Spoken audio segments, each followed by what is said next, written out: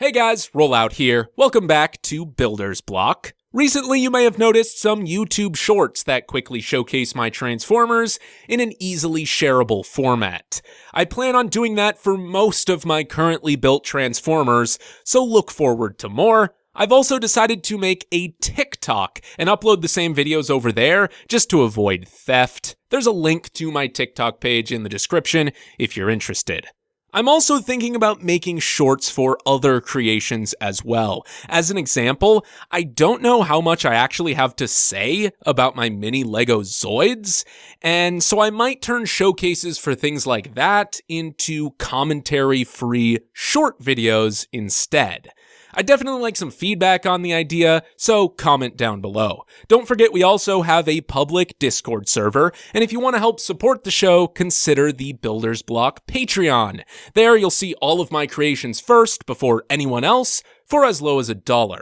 But without further ado, let's get started.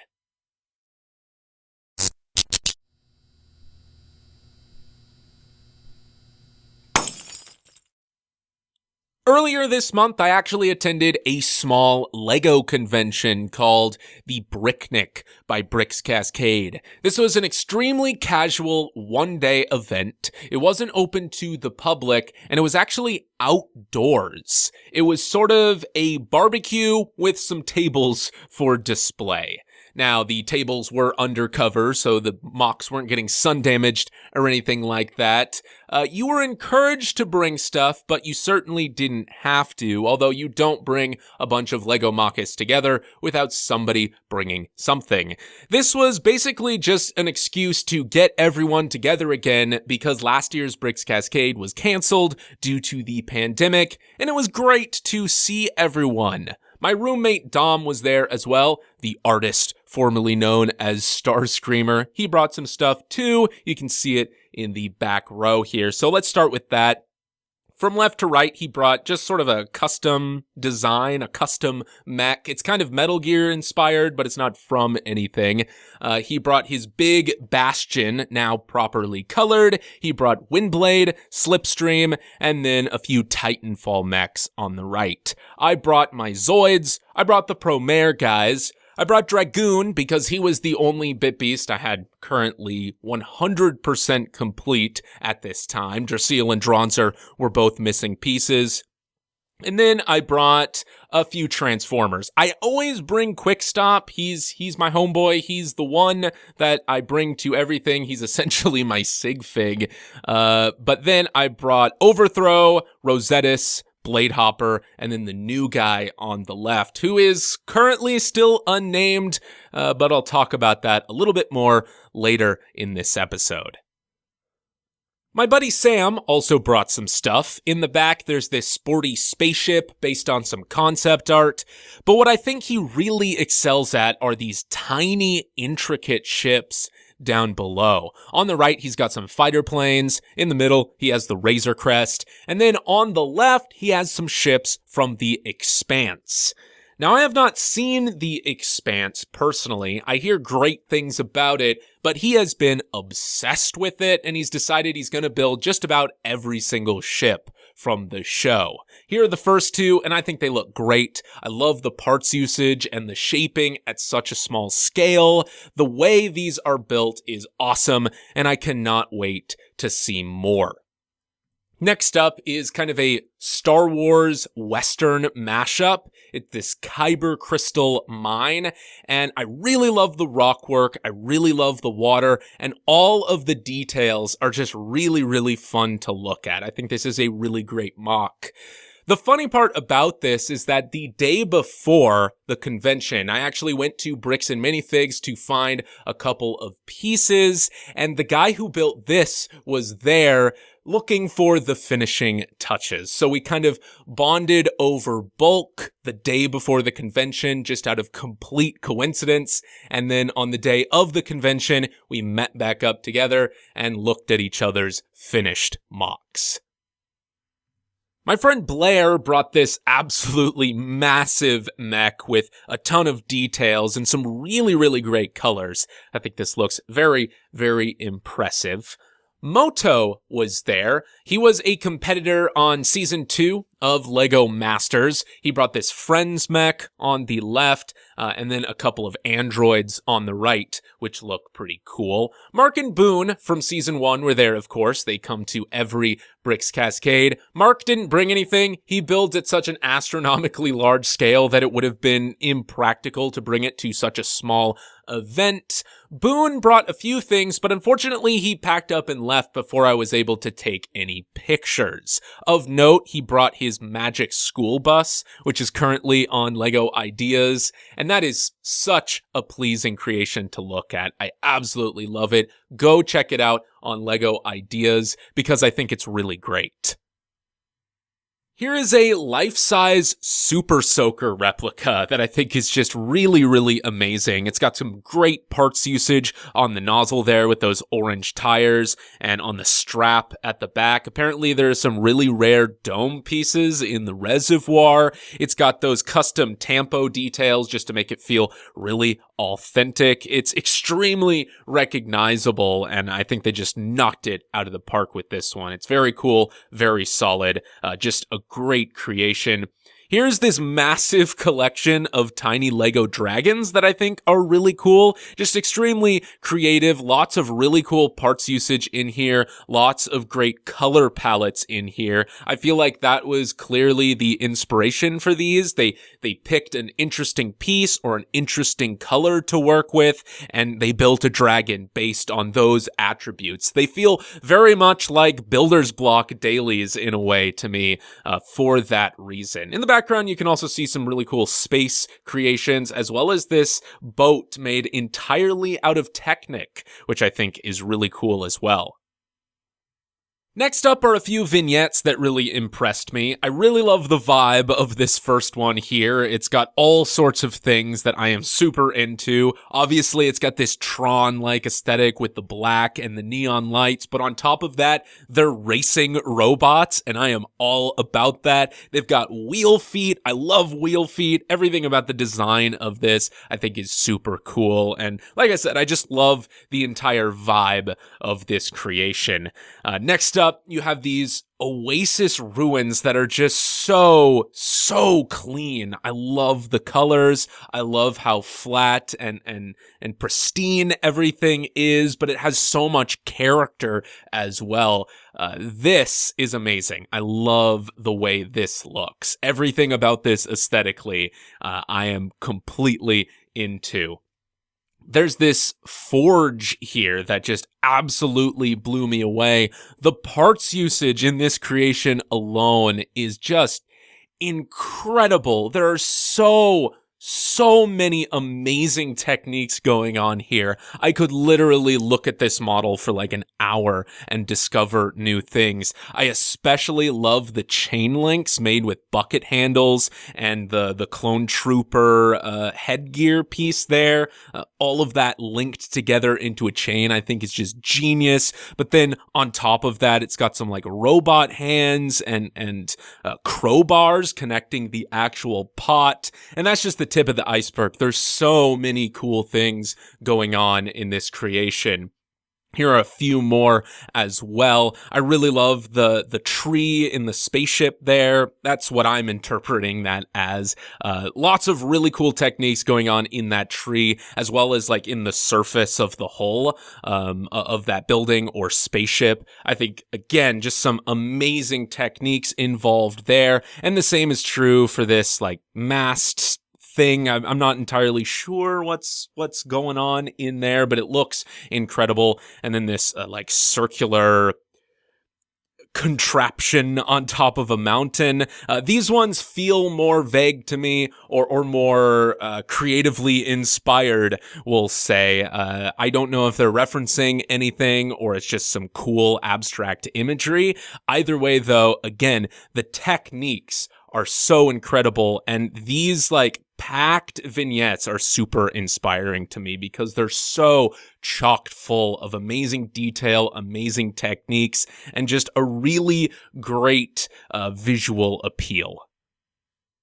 Here's a really neat little portal gun that I thought was really well done, just immediately recognizable. And here is an absolutely massive Buster Sword from Final Fantasy VII that I think is just incredible. I love the detail around the hilt with that techno greeble and the materia slots. Everything around the handle looks really cool. The blade is extremely clean, and once again, just absolutely massive. It's not quite 1-to-1 scale. Cloud Sword is supposed to be bigger than this, but just the fact that it's made out of Lego and it holds itself together is super, super cool. He was actually able to lift it up over his head, which is just awesome. I imagine that there's either like a Technic core in there or just some very sophisticated bracket layering internally to keep it together at this scale.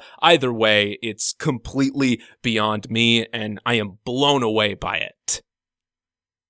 Finally, we'll move on to the Bionicle Table. Patrick Biggs was there. He is one of, if not my favorite Bionicle mockists, and he comes to every Bricks Cascade. He brought this giant Tahu Uniter revamp that I think is really amazing. It adds so much detail, and it adds some much needed blue to this design's color scheme that I really appreciate. I've always had a soft spot for this God Mode Phoenix Tahu design, and this definitely does the concept justice.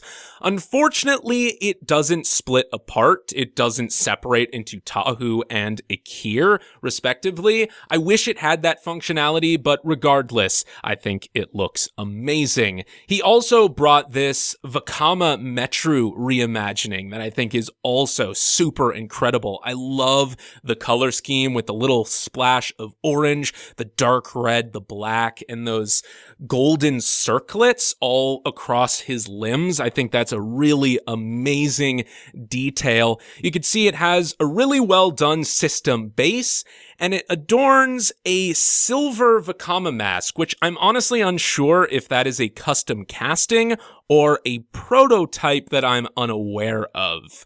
Either way, it looks amazing. If that is a casting, it is extremely well done and really close to actual Lego flat silver. I know that there is an infamous creator called Socketball who has been getting really, really good at casting his own Bionicle masks in all sorts of different colors, and this could very well be his work.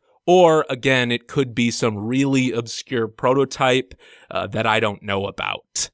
Last, there was this Astrid and Stormfly on display, which I really appreciated. I am a big fan of How to Train Your Dragon, so this was cool to see. And that's everything. That's all the pictures I took at the Bricknic. It was a lot of fun, and once again, it was great to see everyone again. I cannot wait until next year's Bricks Cascade, which all according to plan should be happening in March. With all of that out of the way, let's go back home and take a look at some of the stuff I've been working on.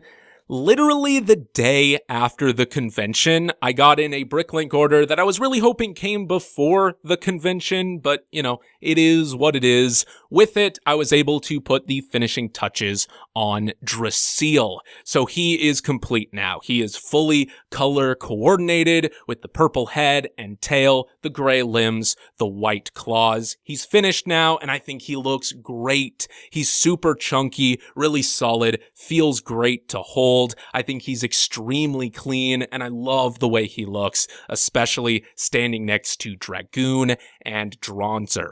Speaking of which, Dragoonzer is now finally finished. It's been a long time coming. The last time you saw him, he was completely uncoordinated. Half of him was black. Well, here he is now in the proper red and yellow color scheme, which I think is just really, really striking. And obviously his wingspan is super, super impressive. I think despite the fact that he's from Beyblade, people are going to see this on the convention floor and just think it looks incredible. He is a really awesome looking Phoenix, despite the fact that he comes from something quite niche. So I think in that regard, it will be quite popular. Here he is from the back. Again, I think he looks great from all angles. His tail is very impressive as well. And I love the mane. I think that turned out really well, especially since at the very beginning, if you recall, I was super uncertain about it. On the next day, I built another Lego set. This isn't a new set or anything. It's from the Overwatch line. This is Reinhardt and Diva. And it's kind of a long story as to why I did this. I don't play Overwatch. I'm not much of an epic gamer. My roommate does. He's a big fan. This is actually his set. And if you recall, a while back, he built revamps of these models over on his channel. Those have been on display on our shelves for quite some time, and recently we had kind of a mutual desire to revert them back into their stock official set forms, because we have some other Overwatch sets on display and they just kind of seemed out of place. We wanted just a collection of the official Overwatch sets, I guess. And so I took it upon myself, because I'd never experienced this set before, to pull it apart, find all of the pieces necessary to rebuild it, and put the whole thing back together.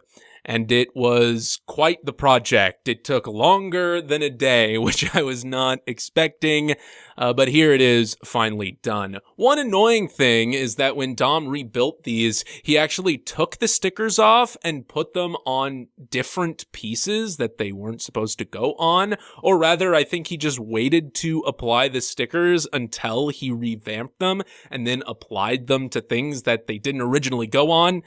So I had to very carefully strip them off and reapply them to the proper pieces, which was a whole thing. But here they are, and you know what? I'm actually pleasantly surprised with this set in a lot of ways, especially Diva. Reinhardt is a little dumpy. He's kind of silly and blocky, and in a way, I find that kind of charming. I think that the revamp was a whole lot better, but as is, like, he's cute and I like him in a lot of ways. He's really solid and I think just like a really fun toy. He's just not incredibly accurate to how he's supposed to look in the game is the thing. So that obviously has its downsides, but as just like a Lego robot, I find him extremely, extremely charming. And there's lots of really weird things I want to talk about in a little bit here, but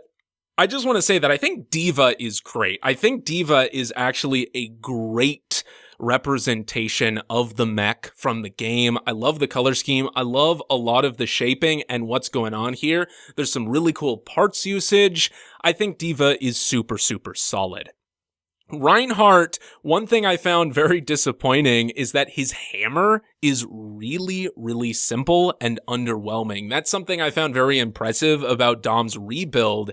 His hammer looked awesome. It was super intricate, had a lot of detail, looked like it does in the game, and with that expectation, I was very underwhelmed by how simple this hammer is, especially considering, like, it's Reinhardt's whole thing is the big hammer.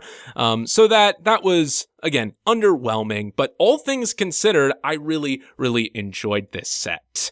One thing that very much surprised me, actually, is how well Diva actually fits in the mech, and that's something I think the set does even better than Dom's rebuild. I just thought that's the way it was. You know, I thought that Diva just didn't fit in the mech very well because of the way he rebuilt it. She doesn't. She didn't really fit in the mech very well. On top of that, I saw some reviews of this set when it first came out, and I can't blame the reviewers for doing this because in the instructions, it literally shows you opening up the back of the mech and just tossing Diva in, and that's it. And so I feel like a lot of reviewers were doing it wrong. And so I thought that was just the reality. I thought that Diva just did not fit in the mech very well. But after playing around with this set, stock as it's supposed to be, the official build, I find that she fits in there really well. All you have to do is straighten her legs out completely, put her arms forward, and she kind of nestles into the cockpit between the controls and sits in there quite comfortably and quite accurately in a very good position where you can completely see her face. She's very clearly visible in there. It's really well done. I'm not sure how much of that was intentional, but again, I was pleasantly surprised by the execution. One very strange thing about this set, I find, is that there's like this mini Reinhardt Easter egg almost. Instead of just putting Reinhardt's head on top of a fully built Lego robot, they decided to turn Reinhardt into a mecha. I don't think that's how it is in the game. I think Reinhardt's just like a big dude in a suit of like mechanized armor. He's not like a little guy piloting a big suit, like a big robot.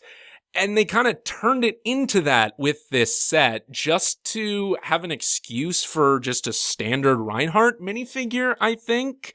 It's very strange because, again, I don't think it's reflective of anything in the actual game. But you have this entire little minifigure that sits inside the big Reinhardt. And the printing on his chest looks like it does on the big Reinhardt in game. So I imagine that's what it's trying to be. Furthermore, like the tip of his big hammer comes off and transforms into a mini hammer for this version of Reinhardt.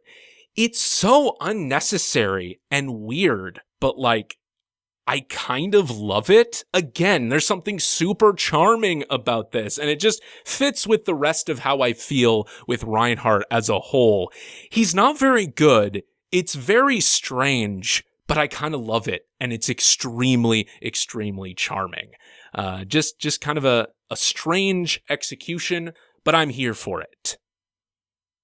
On the last day, I decided to build my newest Transformer, or at least just the cab of my newest Transformer, in Studio, so that I could experiment with the color scheme, so that I could see if it was possible to make the cab in dark red. And it turns out it mostly is, with a caveat. But I also discovered that I just don't like it as much. I still think he looks better with the black cab, which might be less interesting, but I just think that's how it should be, and I just like it better on a personal level. My personal preference is that I think the least interesting option is the best looking. That said, I don't think he looks bad with the dark red. Here it is from the back. You can see that I actually had to rebuild it slightly in order to preserve a blocky color scheme. I really, really like blocky color schemes, and there are a couple of pieces in here that don't come in dark red. So in order to cover them up and maintain that solidity, I needed to add some mass to the sides of the truck. And while it might not bother most people, I think most people are going to find this completely fine and a perfectly acceptable sacrifice.